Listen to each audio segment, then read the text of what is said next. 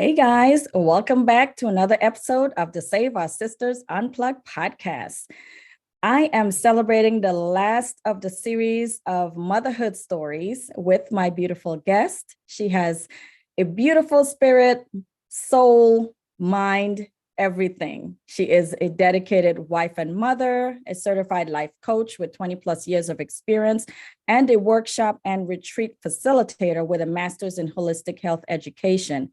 She has a passion for empowering women who have put their talents, dreams, and ambitions on the back burner. It is my absolute honor to introduce Mrs. Anine Ekelund. Welcome, girlie. Thank you. It's such a pleasure to be here with you, you wonderful, spirited, heartful woman. Really. Thank you so much. I'm so glad that we're getting a part two because, I like talking to you. It's just another opportunity for us to just vibe out and see where this thing takes us. What do you say? Yes, for sure. No, we really hit it off last time we spoke, and it's such a pleasure to be back and speak with you because we never seems to, end up having any silent moments. We just keep on going. Oh, yeah. That's when you know it's really good energy in the room. Yes.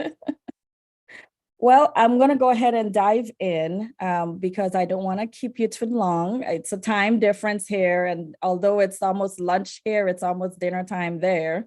Yep. So tell us a little bit about yourself growing up. You're a young girl growing up, you're being impressionable. What were you like back then?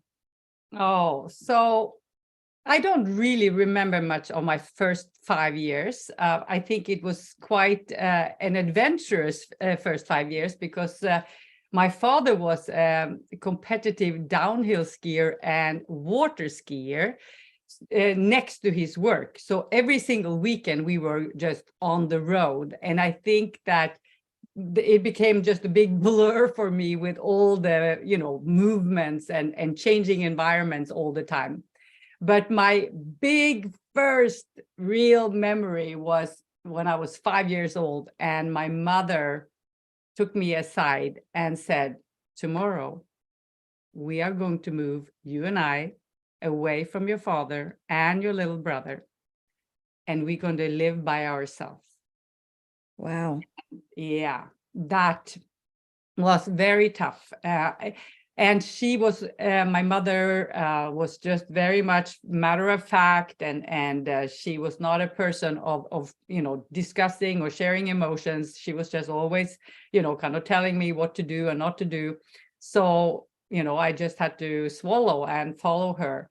And so I think that there are two parts of me. I think I was a different person before this happened. Because she then remarried with a man who had 4 kids, and 2 of the eldest came to live with me, and the 2 youngest with their mother. So they split up 2 families, and I knew this family because they were living across the street from us. So my mom and their dad, fell in love with one another. Okay. Yes. That must have been really interesting to find out. Yes, that was very interesting. So for the first few months, we were living by ourselves, but of course they had a plan to become blended. And blended, exactly. And he came and visited. But it was really, I remember my father came to visit after we had moved, and he was going on a walk with me and crying and begging me to ask my mom to move back home. And I tell you, to this day, my mom passed away a couple of years ago, but my father. Sorry to hear that. Yeah, thank you. He, to this day, he loves her. He loved her, even though he got remarried and is now in a second relationship because his second wife died. He always held on to that love for her. So it's very sad for him and for us as a family as well. And my little brother, who was only 3 years old when she left, but she was only 27 when she left, when she divorced. And back in the early 70s, that was, none of her friends had divorced. And so she didn't really know what she was doing. She looked in a book as how do you do when you divorce, basically. And I think it was Dr. Spook, I think his name was, like a child psychologist or something from the States that gave tips and on how to raise children and what do you do in the case of a divorce. And so she thought that it was better for me to grow up with her, having a female role model, and for him to have a male role model, and his dad, who he adored, of course. Right. And in the end, who knows what was right, but maybe it was better for my brother in the long run. But definitely when he was a little boy, it was tough. And so what I do feel, what happened to me is that I lost my father and my brother, of course, when they divorced. Even though I saw them, it was just so different. But I also lost my mother in many ways, because she got so consumed with this new family. Right. And so I became very lonely, and I was very disconnected in this family. My siblings were 6 and 4 years older than me, and they had 2 younger siblings. So of course they didn't think anything of me. They were miserable, from this whole situation as well. So so I became someone who was just trying to avoid stepping on anybody's toes, or my mom also said, just kind of keep a low profile, to not rock any boats, to upset the ones who already are upset. And right. so Sounds like she was very intentional with her choice to divorce your father, and her and your stepfather were very intentional in getting together and what they wanted, but didn't consider how his children and you and your brother would feel about this breakup and merger. No, not at all. I mean, I think they were just so much in love, and they, I think back in the old days, also there were just no one that had done something similar amongst their friends, and so they just believed that it would probably work, somehow. Mm-hmm. And I mean, today it's so common, right? But back then it was just and also feelings was not part of the question. They didn't really acknowledge how we were feeling, and I just learned to kind of shut my feelings down of sadness and despair, I guess. I learned to be the cheerleader for her, actually. You think that's what she needed at the moment? That's what she needed in that relationship, because that's what I saw was happening with her, is that she was ended up, she was very much in love, and he was a great man in so many respects, the guy that she married, but he had also a really dark side, and that dark side just brought her down and made her really stuck in the relationship. Right. Yeah. How old were you when this was all going on? Because it seems like you were mature enough to put her feelings above your own, because you're going through a lot with you're grieving the loss of your relationship with the normal relationship with your father and your brother. You're missing them. You're going through your emotions. You have a new family that you're trying to get to know. She's telling you to just be on the down low and don't rock any boats and make waves and this new person, but your first mind is to make sure she's okay, opposed to making sure you are okay.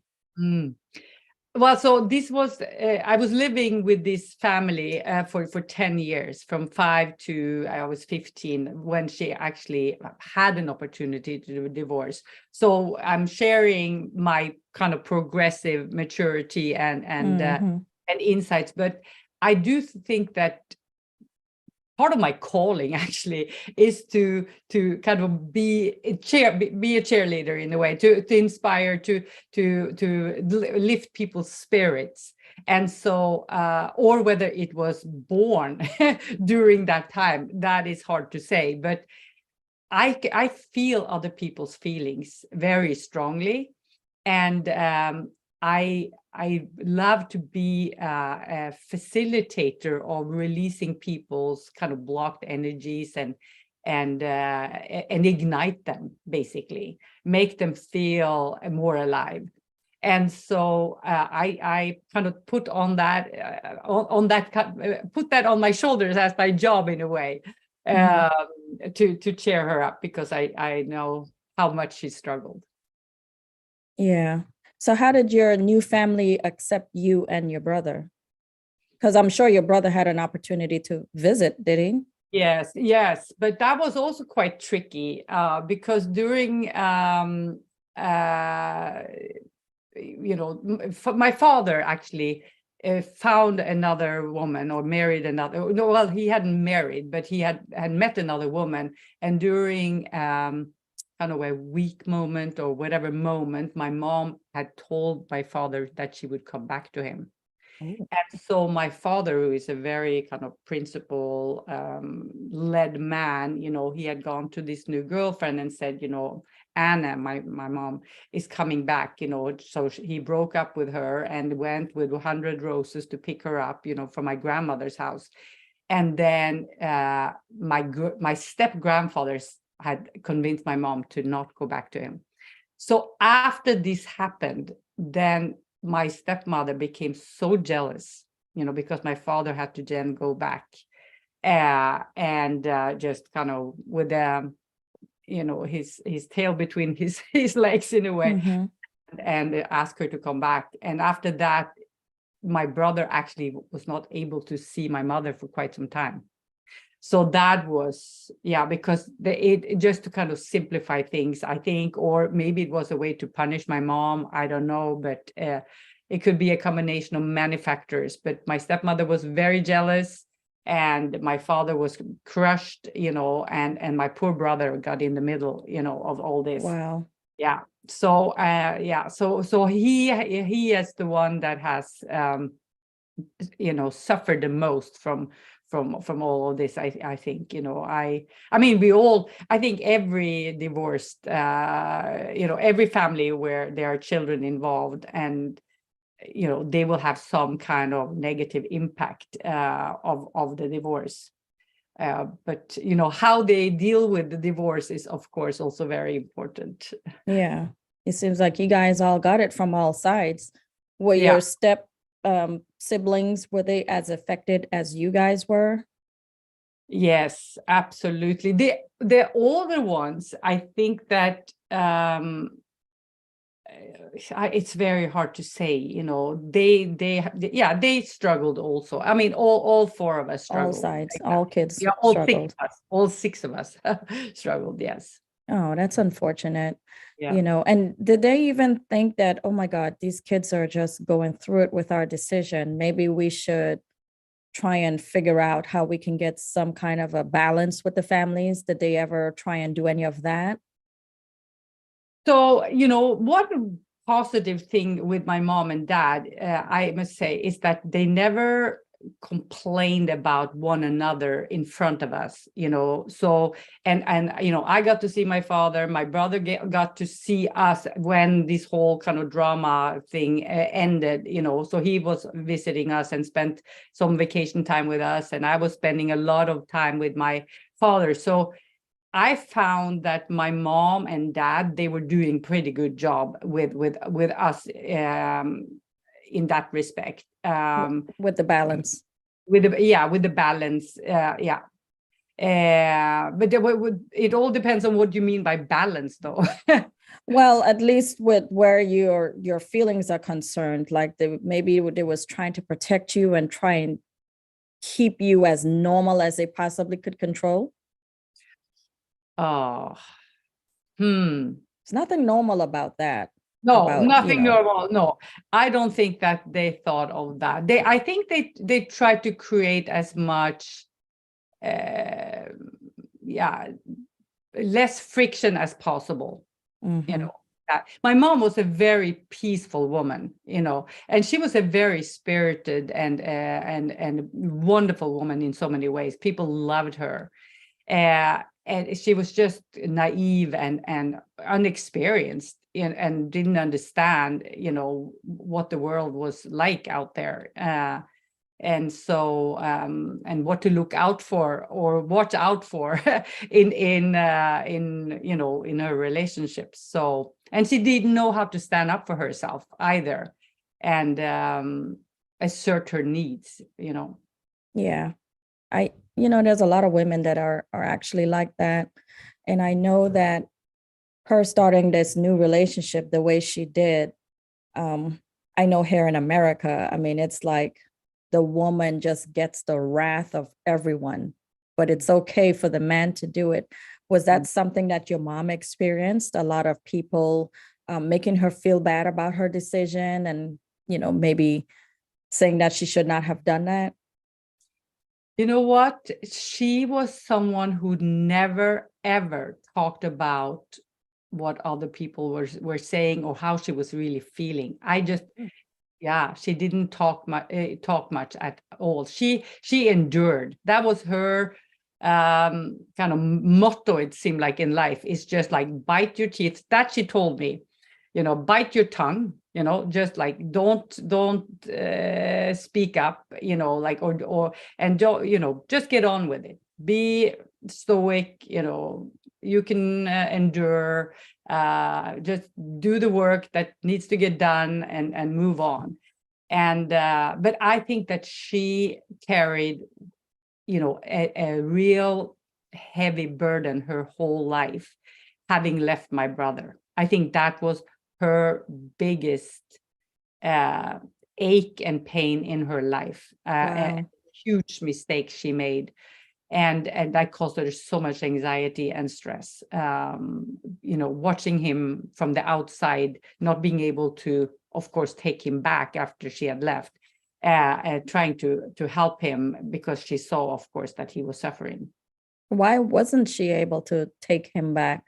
First of all, she was very kind-hearted, and so she didn't want to take my brother away from my father because she cared about my father enough, and also she probably believed that he would do better with my father, which I believe in the end that was a good decision. So, but having left him in the first place when he was only 3 years old, can you imagine just leaving your child at the 3? Yeah, he's still a baby. They're still so attached to your mom. Yes. So she must have been like so in the blues, totally overhead, in love, and was probably,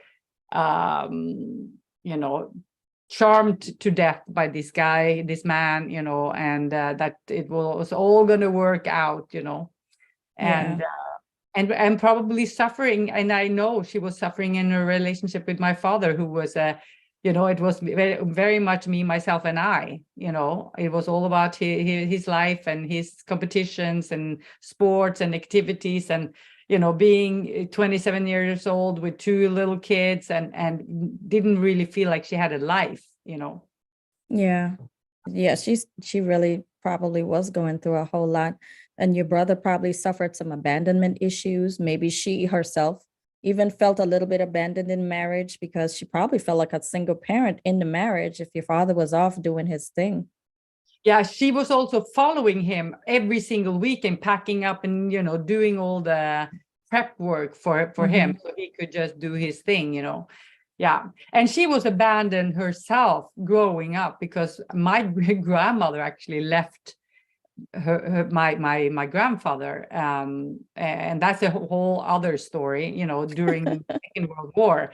So when my mom was born, so anyway, so my mom was grew up with a single mother, and that remarried and left and moved and lived in the States and in England and whatever. And my mom was kind of left to live, with foreign families and yeah. So it was a bit of a strange childhood for her as well. So.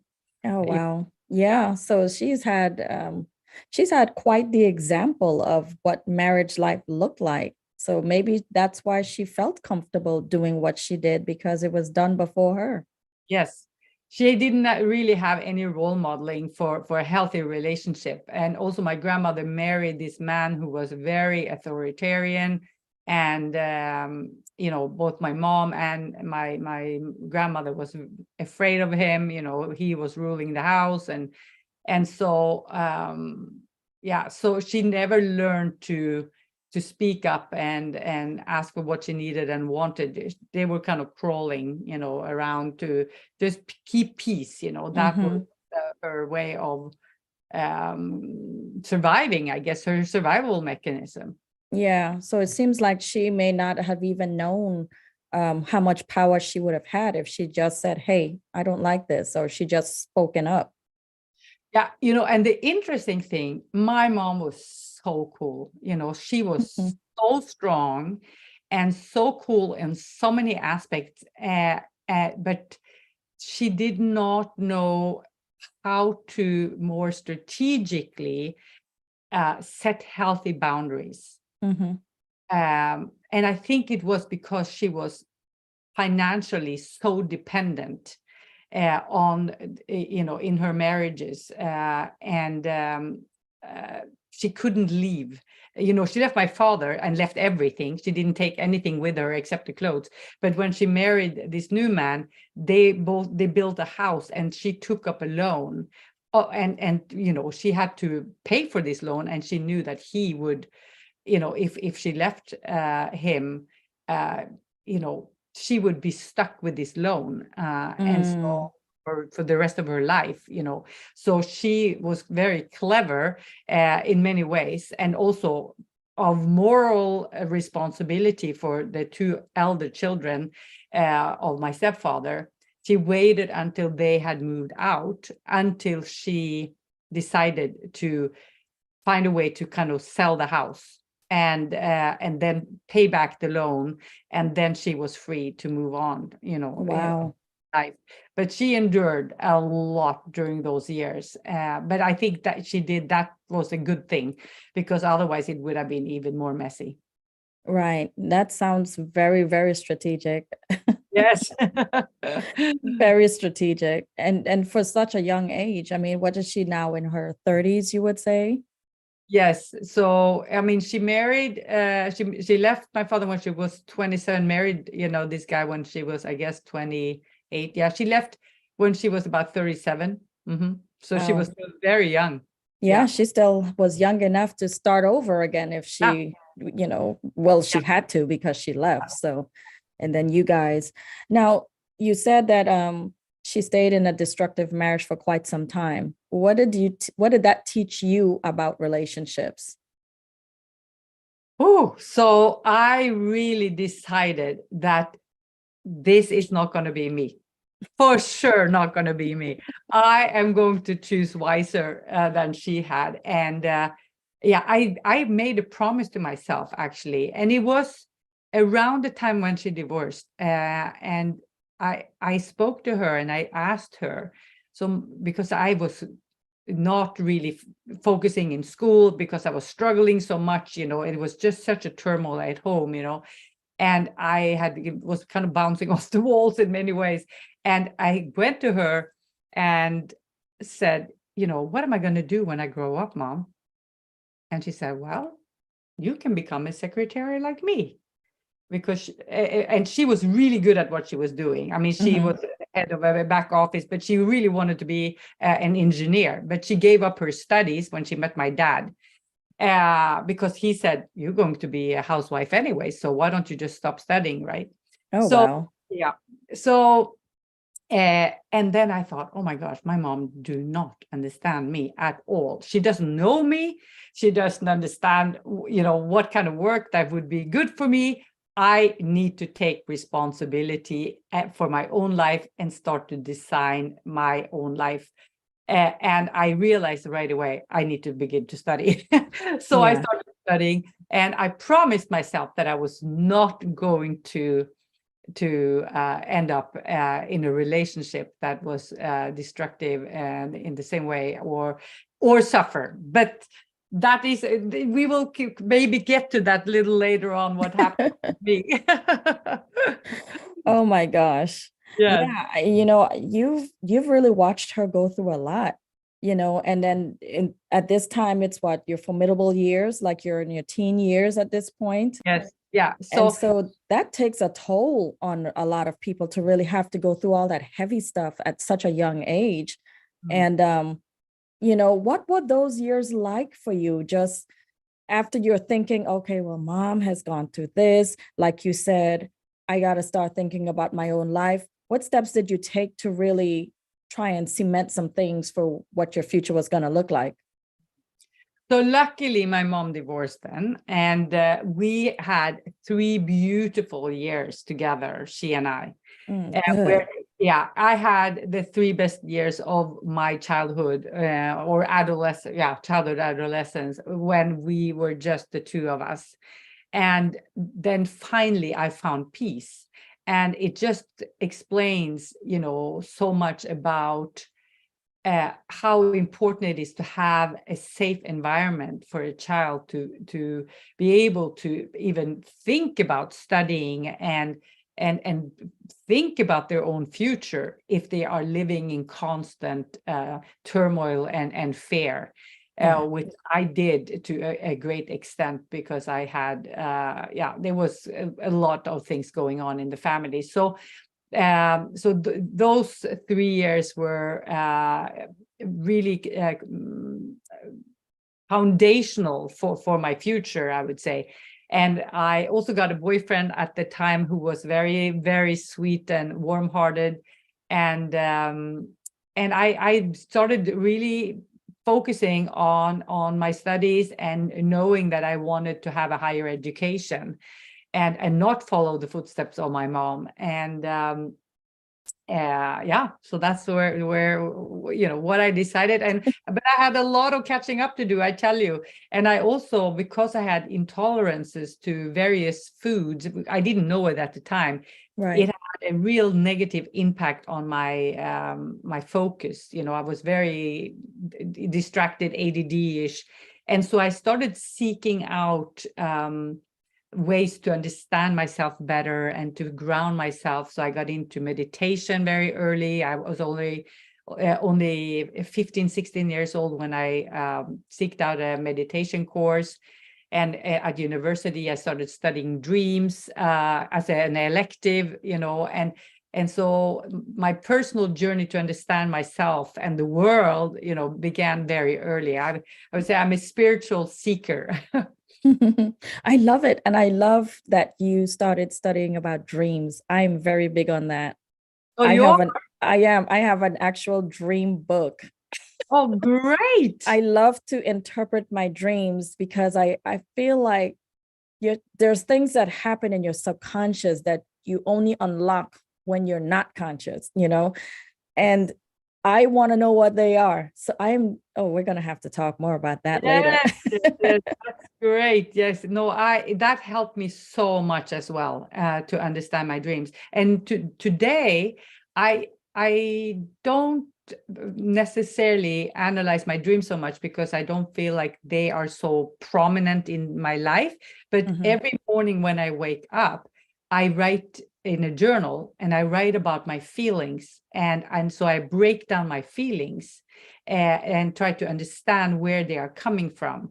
So I have kind of taken it to another level or dimension or whatever, but doing this kind of spiritual work, which helps to ground me and help me understand myself better and navigate my life. Yeah, I totally love it, and I just love that the direction that you took. That's a very mature steps for a young lady to really just go on that trajectory. Now, before I dive into something else, did you and your mom ever sit down and have this heart to heart, like, hey, mom, this is what I experienced when you were married to this guy? Have you ever sat down and had that just raw, honest conversation with her? Yes, I have. So what Good. happened was that, yes, so what happened was that, we had a very good relationship in many ways. I mean, she gave me all the freedom in the world to do what I wanted. And we never argued because she, of course, just let me be. And that's, it's an easy way to raise a child if you never interfere with what they're doing, right? I mean, she Yeah. had like certain rules, like I had to go to bed at a certain time until like I was 12 or something, but after that, she gave me a lot of freedom. So, but when I had my own children and my own struggles in my own relationship, I started, and my husband particularly started looking at, what was wrong with your family and how come you are like this and this and that come, so there was a lot of, bickering back and forth between my husband and I. And then I started, of course, looking at, all the mistakes my mom had made and why I had turned out the way I had turned out. And so I was starting to be a bit cocky towards her, a bit bitchy towards her, in my late 20s, 30s. And it hurt her, but she never told me that, but my stepfather, because she didn't marry, but she got him, and he would say that, you hurt her, by this.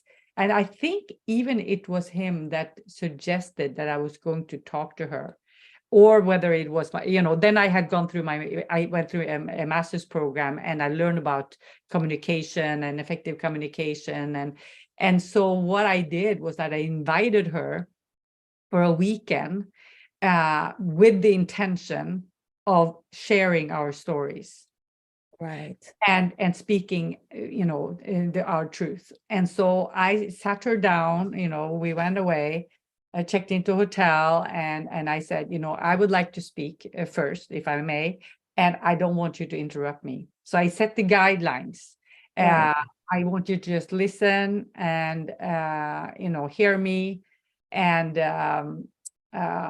look at me, because I never had eye-to-eye contact with her growing up because she was always doing things, right? Yeah, busy, cooking, cleaning, working, doing whatever, So that was so healing for me. It was unbelievable. So after I cleared the air with her and shared all my, pain and my experiences, and she actually did the same, she also shared her stories the following day. And after that, we were just, glued. And Wow.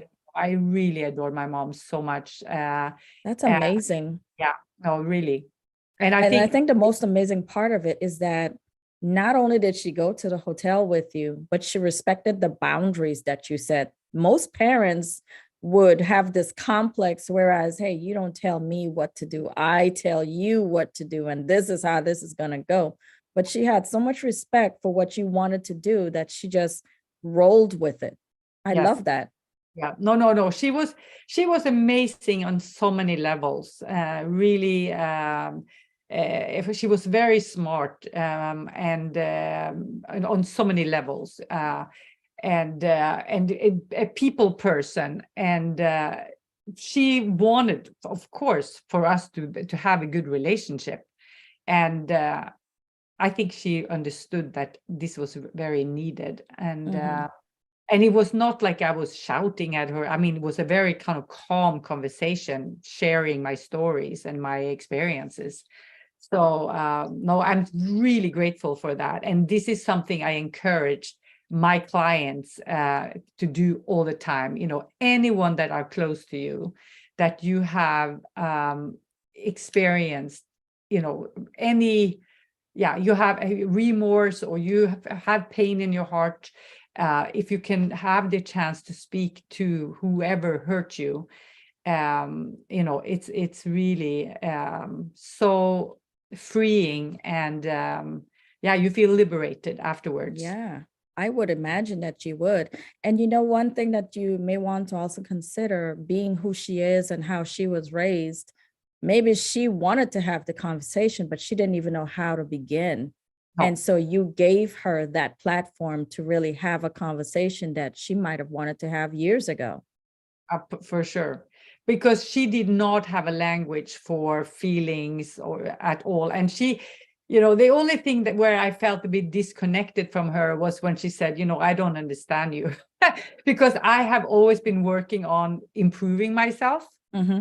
She just said, you're perfect as you are, in a way. But she never really said to me that I was perfect growing up. I never heard that, because she didn't affirm me. She just let me be. But I always have tried to raise the bar and see, how can I get better and better and better at, Mm-hmm.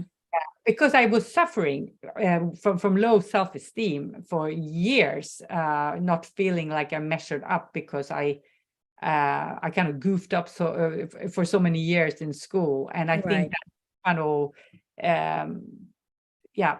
put a little nail in my consciousness or my heart or somewhere. All of the above. That's good. I'm glad that you and your mom had that come to Jesus moments. And like you said, yes, it is essential for people that have a lot of disagreements. I wish I had that come to Jesus moment with my own mother. We have some issues that we definitely have to iron out, but both parties have to be open, and you and your mom were open to that. So that's why that was so amazing for you. And I'm so glad for you that that had happened, because now you get to be a different mother to your children. Yes, for sure. I am such a different mother to my children. I'm super, super open to them to, share their feelings. And I ask them every time I find that they are getting, irritated or sad or reactive to something, and it's not really in proportion to whatever has happened. I understand that it's something that is triggered from the past. And I invite them to share with me, anything that, that I have done, wrong, whatever any way I've hurt them in the past. If they, can share that with me, I invite them to share it with me. And I think that has helped us, feel much closer, and hopefully is helping to heal their childhood wounds. Because of course, we as mothers, we do the best we can, but we make many mistakes on the way. And I know I make mistakes. Absolutely. And we break that cycle. Yeah. Because we break that cycle of silence. Excuse me. So you've essentially unlocked your mother, who has unlocked you, and now you're gonna not even get your daughters to have a lock. So they would even be better mothers to your grandchildren when they would have them. Yes, I definitely think so. My mother was a good mother in her way. One of the things that I have not given my children is that total freedom to just be themselves, because I thought that I had no structure, right? So I have brought much more structure into my kids' life and try to, support them in, doing a million different activities and, school and this and this and that, and then, so I became much more controlling, of course. And that is something that I had to let go of completely. But then, of course, they are achieving a lot more at the earlier age as well. But the road to achievement, life is not only about achievement, right? But it's about their peace of mind and harmony and happiness and and self-esteem and self-confidence. And you're pouring into them too, so it makes them want to do more. See, it seems like your mom may have had some limiting beliefs on how far you can go in life, but you know how far you can go, and so you've instilled that, and you pour into your daughter's cups so that they would be full, so that they can soar further than even you have. Yeah, that's very interesting you say, because I think my mom could have gone so far, but because she didn't see it for me. But she I didn't think, see it for herself either. no, that's what I mean. She didn't Yeah. see it for herself, and therefore she couldn't see it for For me. you, yeah. And also my grandmother, who was an interior architect. I mean, she was a professional, but she Oh, gave up wow. her career when she met her new husband, and to follow him. And because he was with his work, I had to live abroad. And so so in many ways, it was easier for my mom to also then follow the man she was with whatever they wanted to do, and put her own dreams and ambitions on the back burner, which is Yeah, bringing us to the women that I love to support. It's so important that we take our own lives seriously. We live once, and we deserve to live our purpose and potential. And it's so important that we wake up to that.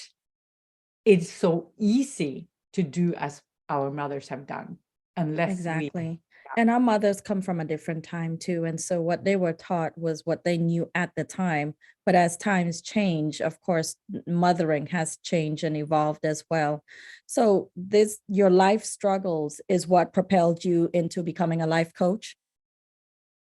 Yes, I would say that my life struggles definitely put me on a spiritual path, and personal growth journey. And I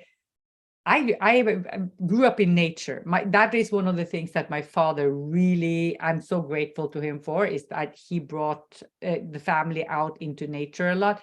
So growing up so close to nature, seeing how nature is coming alive in the spring, and how everything that is alive keeps on growing until it's Yes, dead, I love right? spring.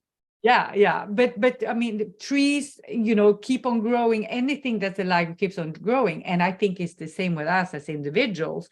We need to keep on growing. And I love anything that has to do with personal growth. So it led me into uh, taking my studies in holistic health education first, to just understand what's the connection between body, mind, heart, and spirit. That was my first question, because I felt so on so many levels that I didn't understand myself, and I wanted to understand this connection better. And from there, it led me into coaching, and I've loved it. Just making a difference to other people with all that I've experienced and all that I've learned throughout my life. It's my calling, truly. It sounds like it. And just looking at you talk about it, you can just tell it's a passion and not just a hobby or a little something you're doing on the side. It's something that you truly believe in. Yes, oh, for sure, for sure. I think that, when I became a coach, which is now 20 years ago, there were no coaches out there.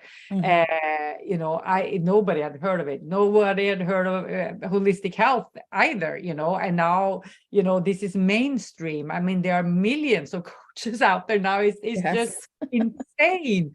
But, it is so meaningful to, when we have someone in our lives to support us.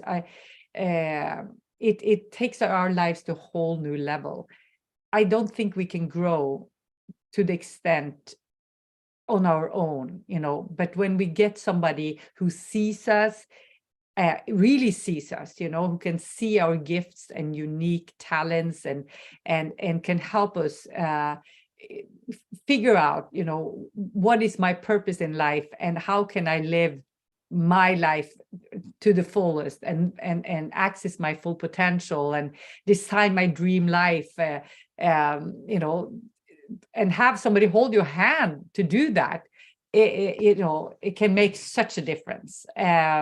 So this is something I believe will be even more mainstream in the coming years. Like you I have think a so. sports coach, any athlete out there, have a coach, right? Yeah, So why shouldn't we have a coach right. in Because our some of us definitely need some coaching through life. And I Yes. really feel that having that extra person to not only guide you, but hold you accountable, hold your feet to the fire. Yep. That is so necessary. Yep. No, Right? that's for sure. And I think that this is one of the things that based on my mother's way of being, she gave me all this freedom. I realized that with too much freedom, you kind of, you bounce off the walls and you do Yeah, this you're all and over the everything. place. But I am so good at getting people back to, okay, so this is what you were meant to do during this week that you said you want to do. And this is in alignment with your ambitions and dreams, what have you, done what you said you were going to do. And if you haven't, what got in the way? So I help them, to actually walk that path and reach those dreams, and that is very gratifying for me since I did not experience that myself growing up, Right. Yeah. So I know how important it is. Absolutely. And your 12-week Dare to Be Real program, it's designed for women to reignite their passion and purpose. Tell us a little bit about that. Yes. So, when I was 40 years old, I actually found myself on the floor crying, knowing that I had broken my promise to not struggle like my mother had. Mm-hmm. And I found myself having really been living my husband's dream in so many respects, following him, on his path and giving up a lot of what I wanted to do. And I was working at the time, but not to the extent that I wanted to, and I was not living where I wanted to, or in the country I wanted to be in.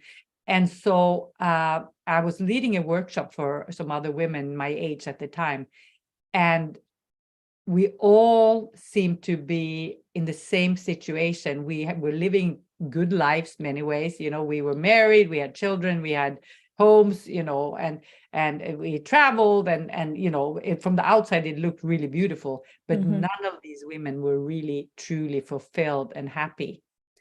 And so I got this epiphany that, oh my gosh, we don't really know who we are because we are always stepping for everyone else and accommodating the needs of our kids and husbands. And, so we lose ourselves completely. And so then I came up with this model to help women. First, I used it on myself. Who am I? What is my purpose in life? This was before anyone talked about purpose. I mean, this was 20 years ago, almost now, but I thought there must be a purpose. There's purpose to everything in nature. There must be a purpose to my life as well. And then I found this model, or not found it, I discovered it, within my own I got this download, I guess. And so then I developed a program around this to help people to connect with their authentic, true selves. I help them to identify what propels them to come alive. What are they meant to do or be? First of all, who are they meant to be, and what are they meant to do in their lives? Where they can really make a difference. Because I believe that when we connect with our authentic selves and we show up as our real, true self, we first of all become alive, but we also make such a difference to other people. And we can, and we are created to make a difference. We don't live for only ourselves. We are here to, we live to give, I say. Right. Yeah. I love it. I love it. And you're so connected to yourself that you can actually help someone else to get that experience. So you had a retreat recently. And the day that we spoke, I told my girlfriend, hey, Anine is having this retreat in Sweden. And she's like, well, can we go? And I'm like, what? I'm like, Audrey, that would have been Sweden. amazing. That would have been amazing. I love bringing people together. that is one of my favorite things to do. And I do that all over, and I have different subjects and themes. And last retreat I had was for warm-hearted, creative women with passion for beauty and aesthetics. So they were like designers and we're into kind of everything that had to do with creativity, basically. And I thought that it would be cool for them to also connect and support one another going forward, because they were all solopreneurs. So yeah. And so we combine work with swim in the ocean and sauna and going on nice walks and yoga and breathing sessions and cooking together. And yeah, we had a Oh, that great. sounds amazing. Throw in a sound bath and you've got me Yes, sold. yes, exactly. Sound baths, fantastic. Next time for sure. I always listen to those when I'm really stressed on. I would just go on YouTube. I would just turn on a sound bath and I would just do some breathing, because I feel like sometimes I stress myself out. Yes. I get so overwhelmed with my life that I just have to stop, and I just put on a sound bath. And I do sometimes guided meditation, because sometimes I do need the person to speak, but sometimes I just need the sound, Yeah. you know? That's really, really nice that you have found something that really works for you. So please share, your sound bath, recordings or where you go, because I've only been to live sound baths, I which is would love amazing. to be to a live sound bath. That would be amazing. Yeah, no, that is truly out of this world. And I have always been drawn to, Buddhism and any Asian kind of, spirituality, because with, the sounds and the soulful vibe that you find there. Mhm. It really brings so much peace to me, and I need Yeah. that, because I have so much energy, and I kind of wire myself up, as you can hear. Sometimes I even lose my words because I speak so fast. So You try to have to catch up with yourself sometimes. exactly, yeah. So so for me, doing grounding activities such as meditation and yoga and sound baths and walking barefoot on the outside, all these things calm me down. So I love that. And walking barefoot, that's my thing. I'm an island girl. And mm, so I just think shoes are overrated. But yes, what really calms me down, the other day, my husband came home. I was in the backyard. So it's getting nice outside here. It's nice and warm. So I'm finally able to get my planting done. But just putting my hands in the soil and just feeling the earth and creating that new life, it's just so calming for me. It is yes. just so calming for me. I totally understand. I also love anything that has to do with flowers. And now I'm actually planting replanting a vegetable garden. Mm-hmm. Uh, I I get all excited just thinking about, that I will soon be able to go out and get my own vegetables and Yes, salad and everything just so fresh. It's exactly. No preservatives. no preservatives. And now you can have that, even when I was living in an apartment way back when, I even had, herbs and whatever in the windows. And today you can even have your salads growing in your apartments and on your balconies. And, Mm-hmm. it's such a wave of yeah, reconnecting with nature, I guess, and Yeah. reconnect with your food. And building sustainability too, because you Yeah, don't have to be relegated to just going to the grocery store and paying like $8 for a head of asparagus or a head of lettuce, or, even for eggs. You can just totally just go off the grid and do your own thing, and yeah, just be independent in that way. yeah. Well, Have you gotten before, your own chicken? I don't think my neighbors would take too kindly if I get chickens. I mean, I can literally see my neighbor's window. I am too close. I need at least two houses between us before I think I would want to have chickens. Because roosters, they are very loud, Yes. but I did go to an event the other day and that person had chickens. The chickens were outside running wild. I felt like I was at home in the islands. Yeah, that's so nice. I I love was I like, oh, maybe I would should love gather to my have that. husband and go grab a couple of them. Yes, exactly. You have to share it with your neighbors. Yeah, well, I don't know. I'm an island girl, so I could, pluck a chicken and do all the things I need to do, but I don't think that they're that urban. I don't think. Oh, Anina, before we close, what advice would you give women to help them better connect with their mothers and their children? Mm. I think that one thing, as we spoke about, is sharing your experiences and asking them to share their experiences also from their childhood, and maybe even start there, having them Yes. share their own experiences, because we are all a product of our past, Mhm. and showing real interest and also empathy for where they have what they have experienced, the path they have walked and all they have experienced, will make them most likely open up to you sharing more about your own experiences.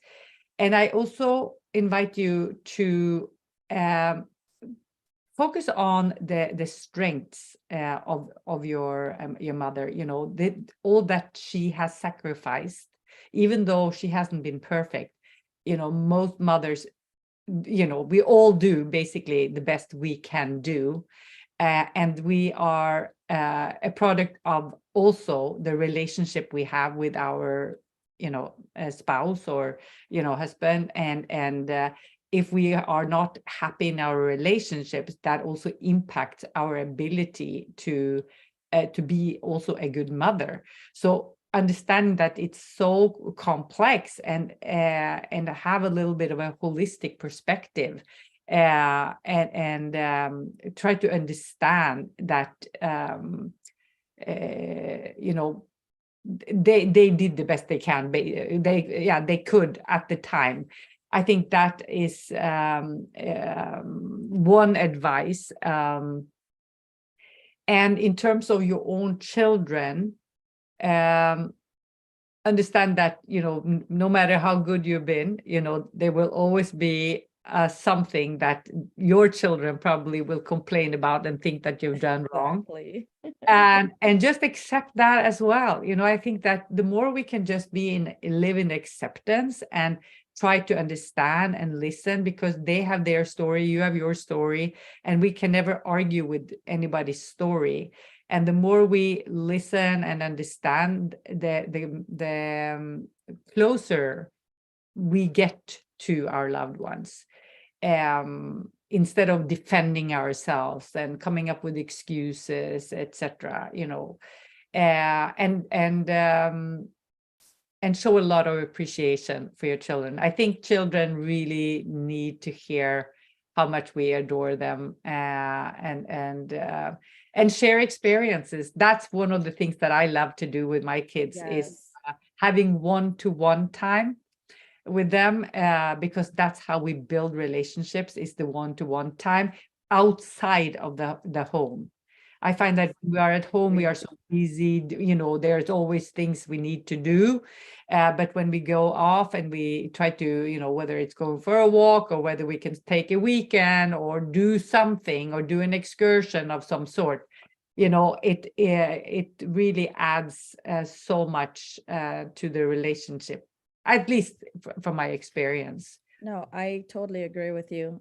I used to take my kids out on dates because, like you said, it is important for them to get that one-on-one time, get your undivided attention, and to hear your story. It makes them see you as a person and not just mom.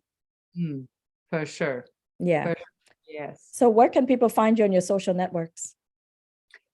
So they can find me on Instagram under Aninergy, Aninergy. That's a mouthful, but it's Anine, my first name, together with energy combined. One smart lady came up with that idea. And I'm also under on my website is also aninergy.com. But I also have another kind of new website, which is Anine Ekelund.coach. And that if you go through that, you will read a little bit more about my story, and also you can get access to my program, more details about my program there. But I think that if you're interested in speaking with me, contact me directly and we can have a conversation, because I think that is the most effective way to, to figure out whether we are a good match or whether I can be of support to you. Because it's easy to get lost in these websites or in social media. Exactly. Yeah. So, if you feel inspired, just grab, or email me, you will probably list my email address, right? Yes, I will Otherwise, put everything in the show notes so that they yeah. would be able to just click it and keep it moving. Yeah, Absolutely. and then you can go through my Calendly and find a time that suits you, and we can have a little chat, Yes, Yeah. yes. Oh, it's been so refreshing talking with you today. I'm so glad for this second opportunity. Yes, me too. Very, very, still been so wonderful to speak with you, and a very different energy, I must say, from last time. Yes, Yes. yes. More of a familiarity too. Yes, exactly. But a little, I don't know, a little less that we last time we were jumping from many different. Yeah, we had so much to directions. talk about that we strayed just a little bit, but we were a little bit on task today. Yes, exactly. Yeah, though it's been such a pleasure. I mean, I love speaking with you. You have such great energy, Noreen, and you're doing such beautiful work. Creating this sisterhood is so important in the world. So thank you so much. I agree. It is very important. And that's why we encourage people to share what they've been through so that people would be able to see them as humans and not just women, Yeah. or mothers or employees. They would see you as a person. Yes. Yes. Ah, well, thank you so Yeah. much. We will talk another time then. Yes. I